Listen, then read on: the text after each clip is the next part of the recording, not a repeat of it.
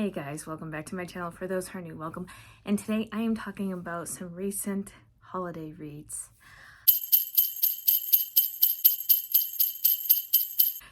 I have been reading a lot of holiday reads, and I am holiday read out. I am calling it. I can't do anymore. I'm done. The idea of reading another holiday book is just done. Now, that is not to say that I'm not going to be watching any more Hallmark movies. I will be watching more of my Hallmark movies, and of course I have to watch Die Hard because that is a holiday movie.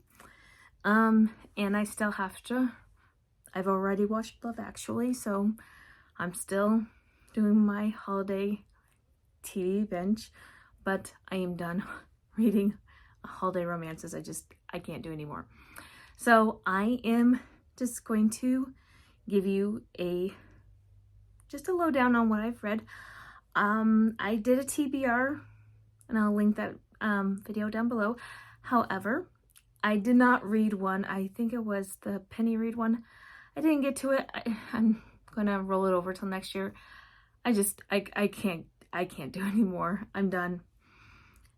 I'm calling it. But I added more to my TBR than what I actually put on my TBR. And I do that every year. So it happens. It always happens. Every year it happens. I add more than what I'm going to put on. I should just stop making TBRs and just start reading what I'm going to read. Let's just get into the books. The first one that I do want to talk about is The Xmas Emergency by Jennifer Peel. This one, I didn't know what to expect. Callista, I think that was the heroine's name. She came back after her brother-in-law died. I actually thought her sister was going to die too. She has a niece, a 15-year-old niece named Quinn. And she ends up primarily taking care of Quinn because her brother-in-law passes, and her brother-in-law was a horrible human being. And her ex is Tristan, who is her brother-in-law's brother. And anyway, it was a whole classes situation. And she is one of those, I'm gonna do what I want type of a girl, and she does. I mean, she wore an elf costume to her brother-in-law's funeral because she hated him, and for good reason. The guy was very not a good guy. This is very much a second chance romance, and it has a lot of heart to it. Her sister is very much damaged. It goes through some themes of being from the wrong side of the tracks and being judged for not having money and not having the status. Making decisions when you're younger because you're being threatened to be cut off, and ultimately regretting those decisions. It's actually not a bad book. I really did enjoy this. Although, here's the thing with this heroine, that girl can hold a grudge like nobody's business.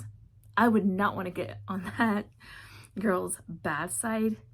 I mean, she had a vow never to look at the hero ever again. Like, she was like, I will never look at him in the face ever again. And I mean, she ultimately broke that vow, but she also vowed that she would never wear socks again. And she broke that vow too, but she could hold a grudge. I was thoroughly impressed by the amount of grudge holding she could do. But yeah, the theme was healing and forgiveness, and there was very much, the romance itself was very rich. It was the niece wasn't just there. She wasn't a cutout. She had a personality, and I liked how she did try to get, she played a part in getting the heroine to forgive the hero and what he did all those years ago. And I enjoyed it. I gave it four stars. I think for me, why I wasn't a full 5 stars was because the heroine took too long to forgive the hero. Because I mean, that girl she can hold a grudge. I'm thoroughly impressed about the amount of grudge holding that girl could do. But he groveled. That hero groveled. And he stood up for her, and he was like, he did not care about the consequences in the end. He's like, I don't care what you do. I am going to be with the love of my life. And I loved that hero. That hero was such good book boyfriend material. I do recommend this one. This one, it was very well done. So, and it had the holiday vibes, and it had the snow. It was just like, I loved it. Another one I read, and this one was an add-on, was Good Elf Gone Wrong. I saw this, I was like, I liked the cover. I was like, okay. And then I read the synopsis, and it was about a girl who is always a perpetual doormat, which I don't always typically love those. I like a heroine with a backbone. I like a girl who can stand up for herself. But I also like a good revenge plot. And so the premise of the story, Gracie finds her fiance having sex with her sister, like under the Christmas tree or next to the Christmas tree on Christmas Eve, the day before they were supposed to get married. She's like, how could you do this to me? And he's like, well, and her sister's like completely unrepentant and a completely horrible person. And he's like, well, you know, it's okay. He was kind of gross about it. And she's like, I can't believe you did this to me. And she eventually went along with it because he's like, I have the secret that I'm going to tell if you don't go along with it. So her parents enables her sister to be this horrible. And so she feels like she has to go along with it. So she does. A year goes by. Her sister's getting married to her former fiance. Her sister, and this is what sets her off. And it sort of reminds me of 27 Dresses, and this is what sold me on this book. This is what made me pick it up, because I love the movie 27 Dresses, because in that movie she's kind of like a doormat as well. She's like I will do this for my sister even though I like the groom, right? And I was kind of curious how this story was gonna do something work this plot that's sort of similar. Well, the sister cuts up her, I think it's like their great-grandmother's dress, but instead of saving the scraps, the sister throws away the scraps. Well, her ex does not take her to Rhode Island for the wedding and the holiday festivities. She has to take a bus, and from New York to Rhode Island, which is horrible, because if you've ever been to New England or even been on a bus, because I have, it's not fun. Anyway. And she has to take this little pug that used to be her sister, because her sister didn't want the pug anymore. So she gave it to Gracie to take care of this pug, because she didn't want the pug anymore, even though she begged her parents to buy her this pug. That's how responsible her sister is.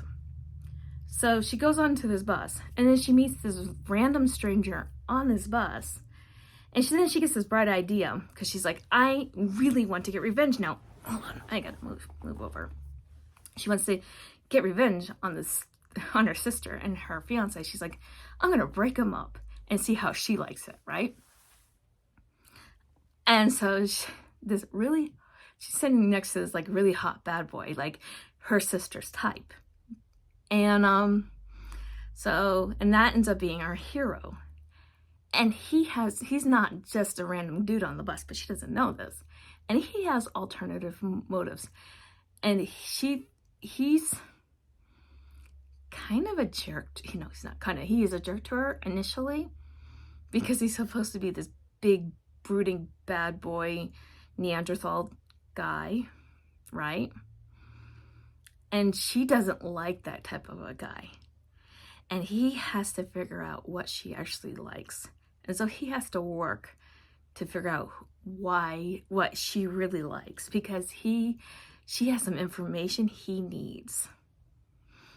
And so it has corporate espionage, it has revenge, it and it has the quirkiness of the holiday romance.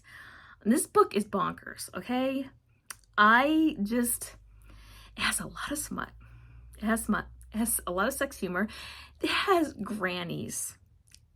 Listen, they have grannies fighting with like swords and walkers, or was it a cane? And I was laughing, okay? The grannies were fantastic. I loved the grannies.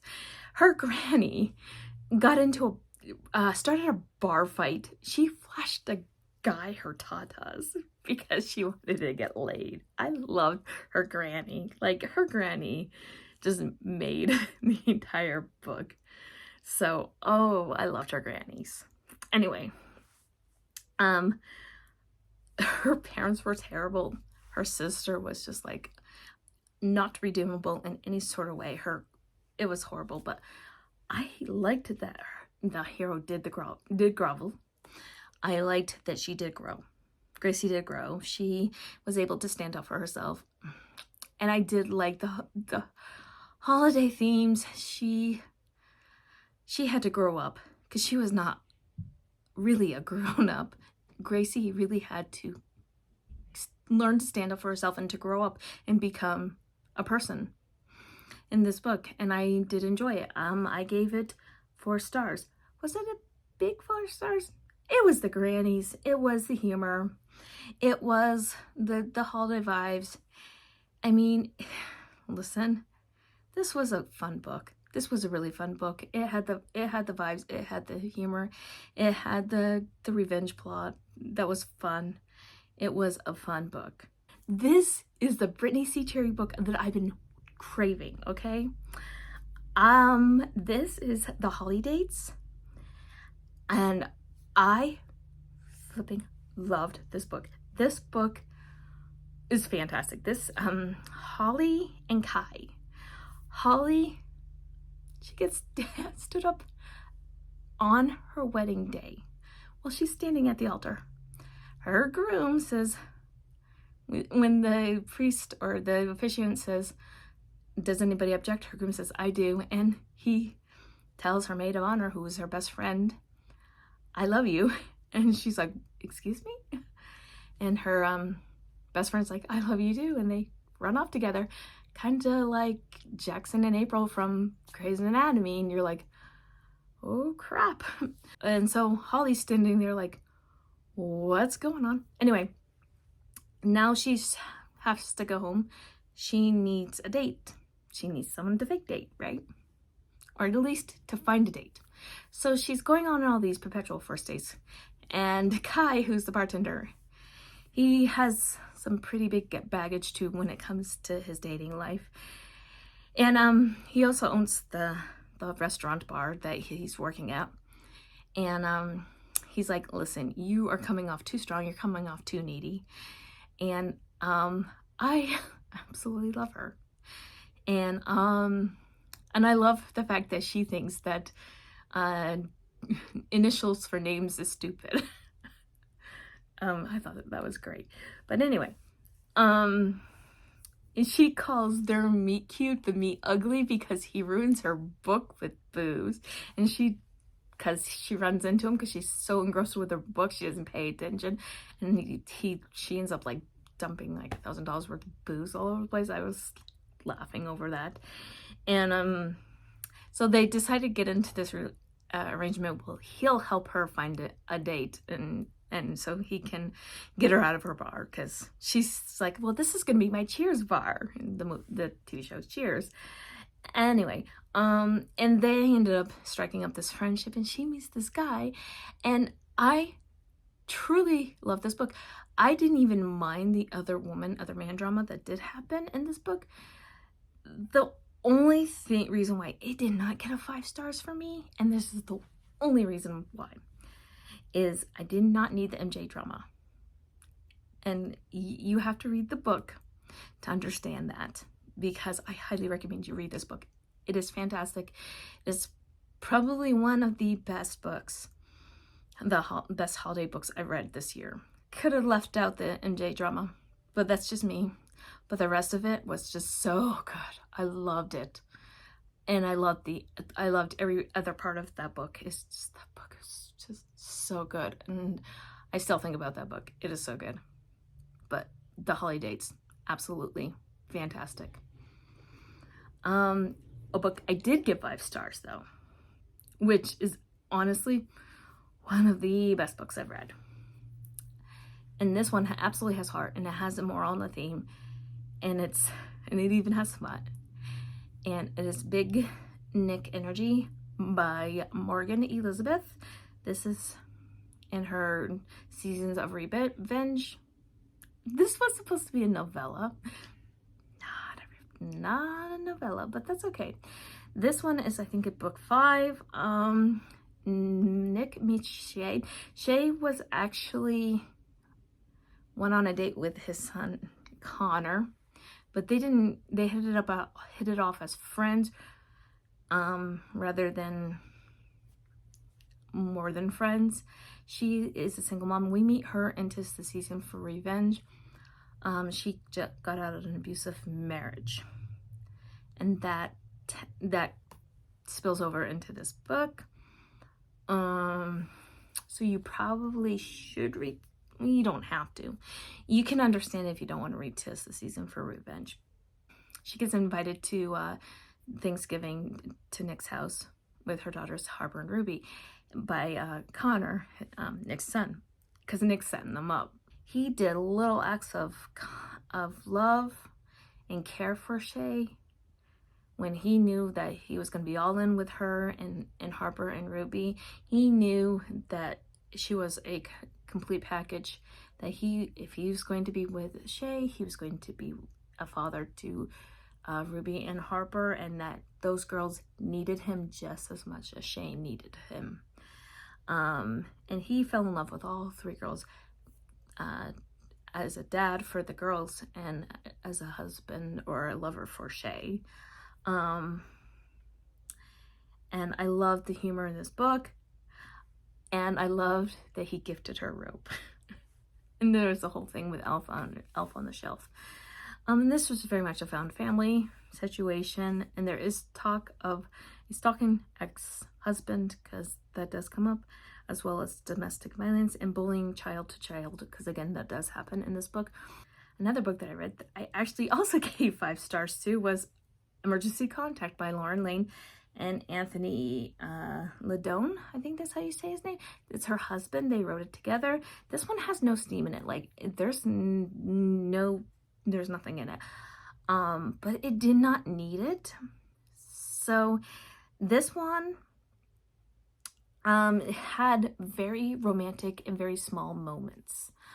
And it's about Tom and Catherine. This is second chance romance. They fought at and they had hostility towards each other. Catherine got into an accident, and she ended up getting a concussion. And she's a high-powered attorney. She did not have anybody in her life. Her goal in life was to make partner, because when her dad was sick and dying from cancer, she said, I'm going to make partner. And then that has been her hyper focus since then. She lost friendships and her husband over that one goal. Anyway, so she gets into this accident. The only person they can contact is Tom. She never updated. She didn't have anybody to update her emergency contact. She can't be left alone. She is on concussion protocol, which means she has to stay awake. Also, she has this very big gash on her back and needs help, and someone needs to help with the dressing. Well, it forces them to be together. However, Tom is on his way home to Chicago, where his girlfriend, and he has a ring in his bag because he's going to propose to his girlfriend on Christmas Eve, like it's his family's tradition. And he now has to take his ex-wife home with him, and so he has to take him home.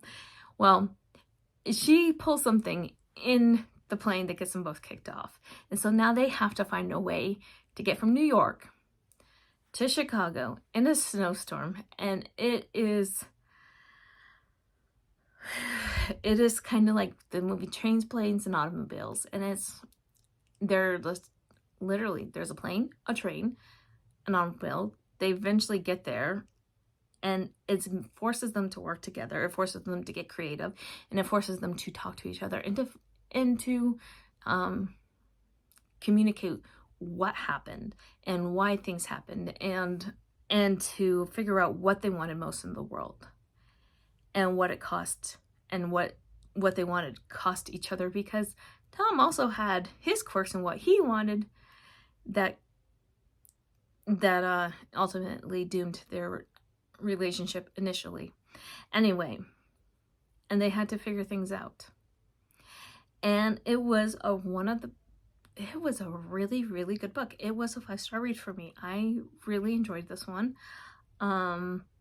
This definitely, I feel like this one qualifies as a relationship in trouble because they never stopped loving each other. They loved each other even when they were hostile towards each other. They still loved each other. Even when he was going to propose to someone else, he wanted to have children. He wanted to have that white picket fence, and that's why he was proposing to that one person. And even though he still had feelings for Catherine. So yeah, I enjoyed that one. It was a next one is A Little Magic. This one is a brother's best friend. These generally don't work for me. Trigger warning for stupid brothers.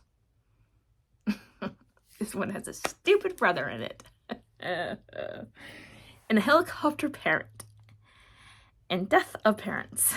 So those are the trigger warnings. So trigger warnings for stupid brothers, helicopter parents, and death of parents. Okay. I actually liked this one despite the stupid brother and the helicopter parents, because oh my gosh, I wanted to smack her brother and I wanted to smack her mother. The main character, this is a dual timeline, and past, present, and he when he was younger, his parents passed away, and his best friend is her older brother, and yeah, she has lupus. Her mother is so overprotective of her, it becomes a detriment to herself, to her relationship with her mother, and to the relationship with her brother. And it's and to the point where she had to keep the relationship that she had in the past with this with the hero a secret. And so it caused the initial split to happen because of the helicopter mom and the stupid brother. And I still, this is why I don't like brother's best friend. I'm just like, come on. Ugh. Anyway. However, they do reunite in the present, and they get snowed in. And they have to work things out. And so we get the past as it is happening, while we get the present while they're working things out. And I enjoyed it. I gave 4 stars. It was a good story. It had the holiday feels. It had the second chance. It was a good story. I know a lot of other people really enjoyed it. Chrissy gave it 4.5 stars. Melissa from Book Bar Melissa gave it 5 stars. She freaking loved it. For me, I would have loved it if it wasn't for the stupid. I probably would have loved it a lot more if it wasn't for the stupid brother. It's the stupid brother. What killed it for me was the stupid brother. I was like, if he could have just not. Stupid brothers. I have a brother, and he wouldn't have. Okay, I'm not gonna go there. If it wasn't for the stupid brother, I would have loved it a lot. It would have been like a 4.5, 5 stars, because it was well written. The story was really good. I loved the representation of lupus. Even despite the helicopter parent, it was good. It was the stupid brother that got me. Moving on. The last one I want to talk about was an add-on, and it was Cause and Effect by Piper Rain. This was a travel romance. What hooked me in the beginning was the heroine decided to board a plane to go meet a guy that she dated, she didn't have a real connection with, all because of a tarot reading. I was like, huh, that's kind of fun. I want to see where this goes. Anyways, and that's what hooked me, so I decided to give it a go because I've wanted to try a Piper Rain book for a long time, so I decided to try this one. And she gets onto this airplane. Her first class seat is taken because they gave it to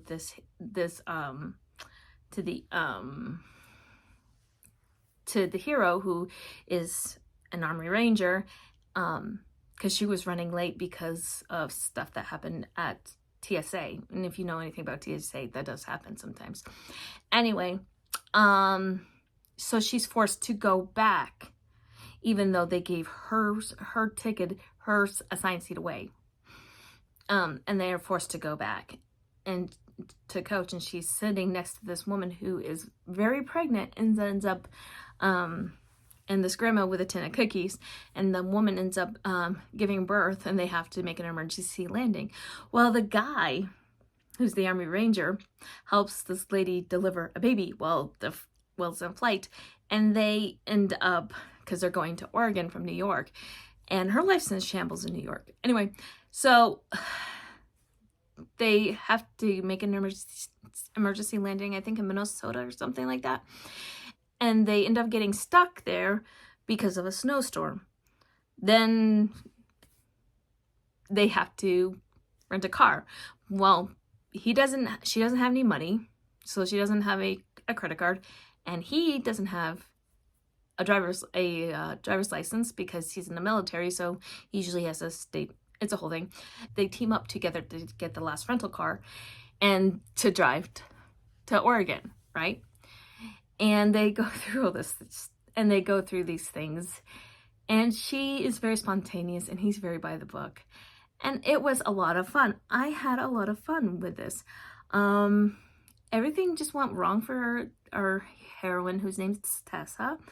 And there was just a lot of twists and turns with this, and it was just a lot of fun. And there is this twist at the end that I didn't see coming, and I thought I should have saw it coming, but I didn't see it coming, and it was an interesting twist.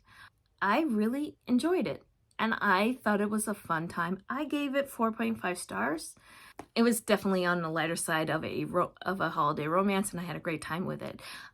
So yeah, those were some of the highlights of my holiday reading for 2023. What was one of your favorites? Let me know down below. And if you made this far in this video and you want to let me know that you've been here, please leave me a Christmas tree emoji. And anyway, have a happy holiday for whatever holiday you and your family are celebrating this year. Till next time, my friends, happy reading. Bye.